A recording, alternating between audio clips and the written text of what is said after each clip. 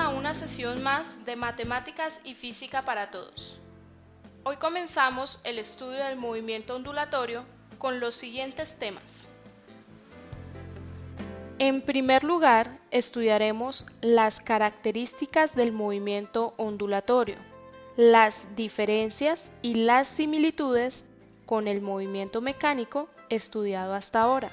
En segundo lugar, estudiaremos los parámetros de una onda. Iniciemos con un breve resumen de las oscilaciones, utilizando algunas de las interacciones ya conocidas.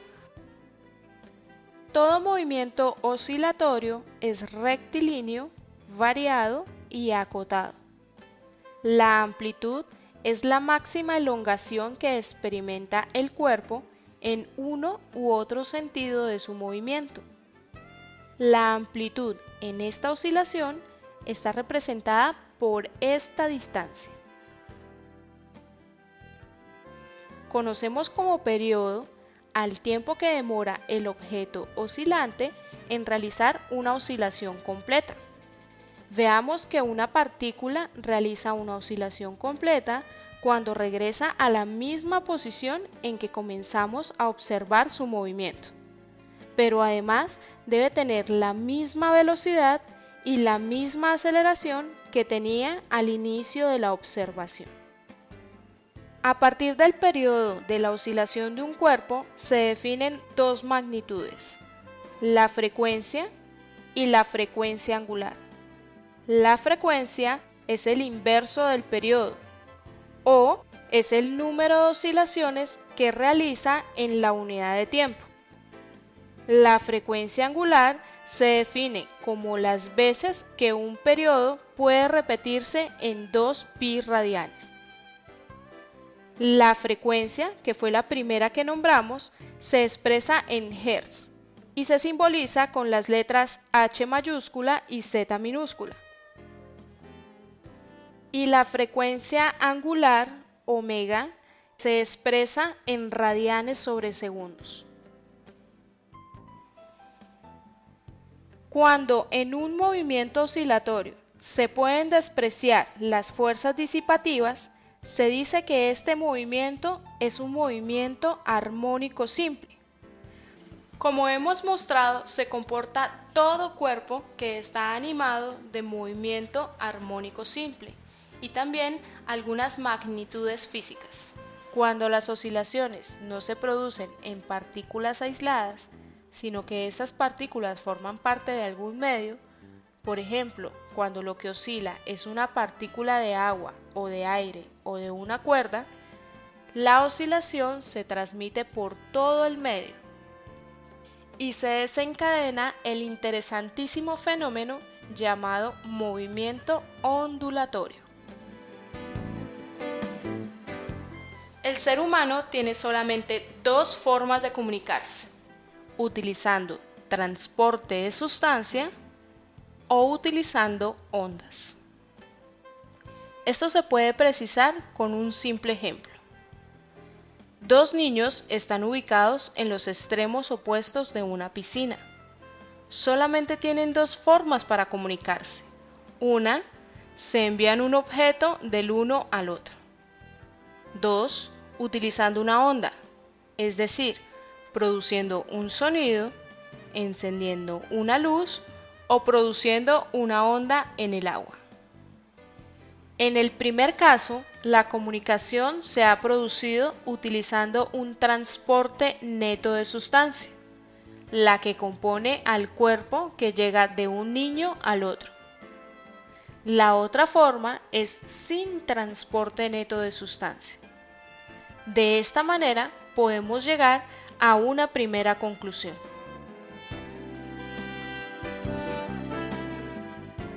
Cuando se produce transporte de información sin transporte neto de sustancia, se está produciendo un fenómeno ondulatorio. Abordemos el estudio del movimiento ondulatorio utilizando algunas interacciones. Primero, profundicemos en la esencia de la aparición del movimiento ondulatorio. Estas líneas que observamos están representando diferentes capas de aire. Las hemos separado para poder mostrar lo que sucede con cada una de ellas. Cuando por alguna razón una de estas capas, por ejemplo, esta primera, comienza a oscilar, choca con la que tiene a la derecha y la obliga a moverse. Este proceso se repite muy rápidamente de una capa a la otra. Obsérvese que la primera continúa moviéndose alrededor de un punto de equilibrio, sin que su centro de oscilación se traslade.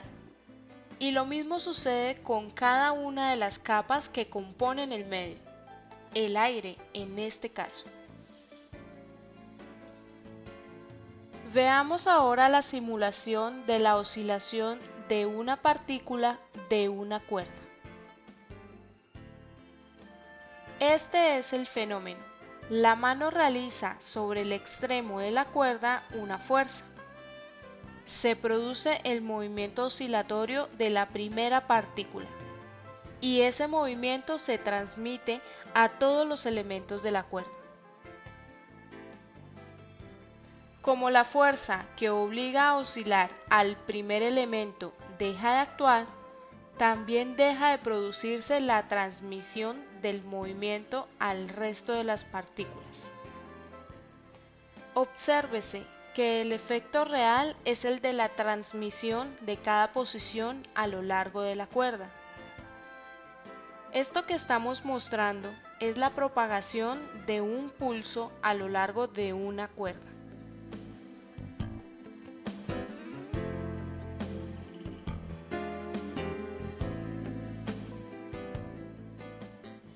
Ahora veamos esta simulación. La acción en el extremo de la cuerda se mantiene todo el tiempo. La primera partícula se mantiene oscilando y por lo tanto transmite constantemente la acción a las partículas cercanas. Ahora lo que se propaga por la cuerda es un pulso detrás de otro. A este fenómeno se le denomina onda en la cuerda. Observemos que cada posición, este máximo, esta posición de equilibrio y todas y cada una de las posiciones de la primera partícula se propagan a lo largo de la cuerda.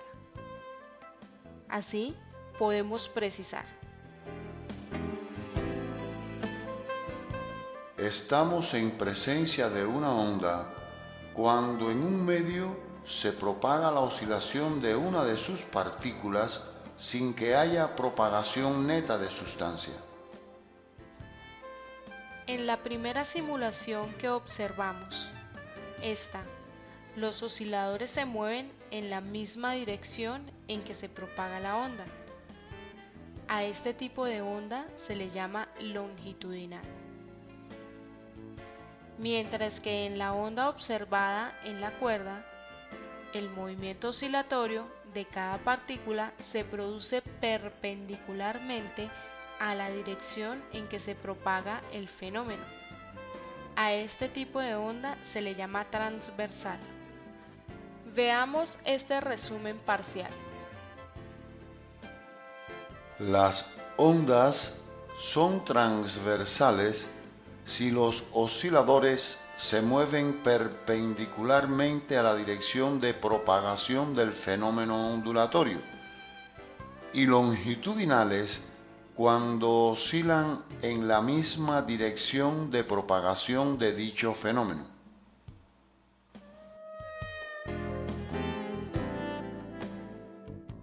Se han clasificado las ondas de acuerdo a la relación existente entre la dirección de propagación del fenómeno ondulatorio y la dirección del movimiento oscilante de cada partícula.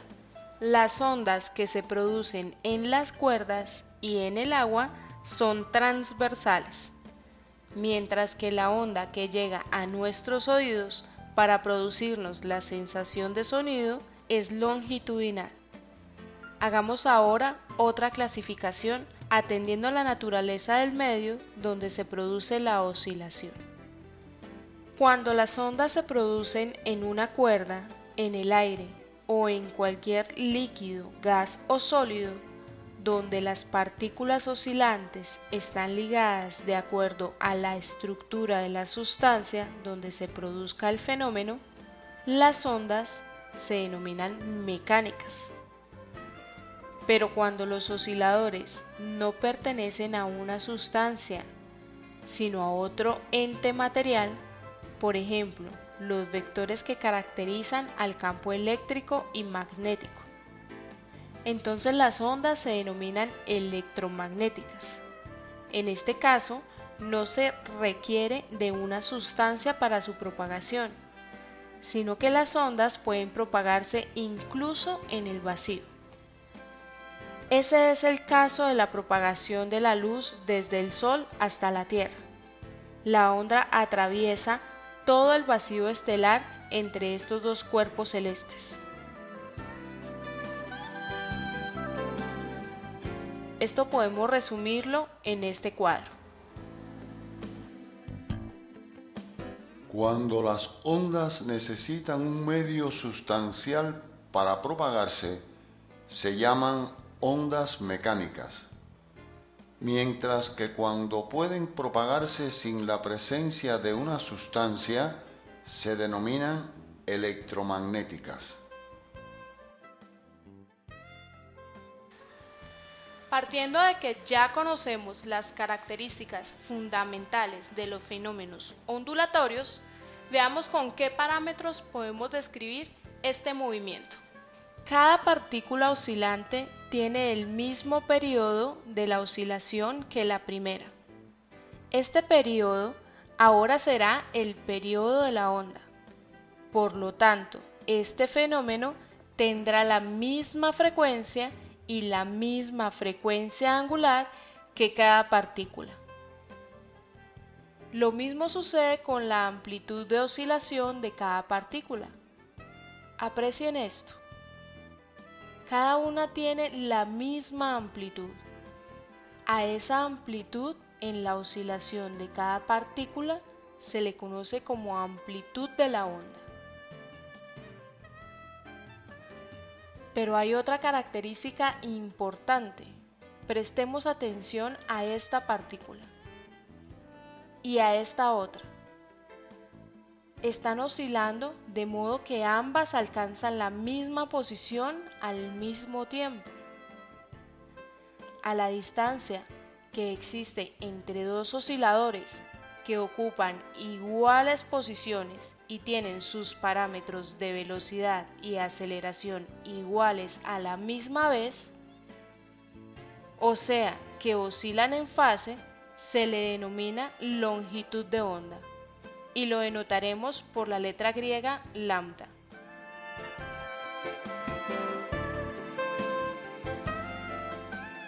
A la menor distancia entre dos puntos de un medio que oscilan en fase se le llama longitud de onda. Si observamos detenidamente, llegamos a la conclusión de que el tiempo mínimo que se requiere para que dos partículas oscilen en fase es igual al periodo de la onda. Observen que cuando transcurre un tiempo igual a un periodo, para esta partícula, la perturbación ha avanzado justamente una longitud de onda. Esta observación nos permite expresar este resultado matemáticamente. Veamos que una onda se mueve uniformemente, es decir, a velocidad constante. Entonces podemos escribir que longitud de onda lambda es igual a la velocidad por el tiempo, que en este caso es el periodo. ¿Pero quién es esta velocidad? Porque aquí no hay ningún objeto moviéndose en esta dirección. Aquí lo que se está moviendo a esta velocidad es cada una de las posiciones de las partículas oscilantes, y las posiciones de cada uno de los osciladores están dadas por la fase del movimiento armónico de la partícula en ese instante. Por lo tanto, la velocidad aquí es la velocidad de cada posición, es decir, la velocidad de fase de la onda. Ya conocemos que los parámetros periodo, frecuencia y frecuencia angular son los mismos tanto para la onda como para cada uno de los osciladores que originan dicha onda. Y además conocemos la longitud de onda y la velocidad de fase. Nos hace falta un último parámetro, el número de onda o la frecuencia espacial de una onda. Entre la longitud de onda de un fenómeno ondulatorio y los radianes que tiene una circunferencia completa, 2π, existe la misma relación que entre la frecuencia angular y dichos radianes. Por ello, igual que se definió la frecuencia angular como la cantidad de veces que un periodo está contenido en 2π, ahora definiremos la frecuencia espacial de una onda o número de onda como la cantidad de veces que una longitud de onda lambda está contenido en 2π, lo que puede resumirse en la siguiente expresión. Ahora ya tenemos definidos todos los parámetros que caracterizan a un movimiento ondulatorio: el periodo t, la frecuencia f, la frecuencia angular omega, la longitud de onda lambda y la frecuencia espacial o número de onda k. En lo que resta de esta clase y en las próximas actividades, deben trabajar en la representación del movimiento ondulatorio utilizando diagramas y gráficos. Nos vemos en la próxima ocasión.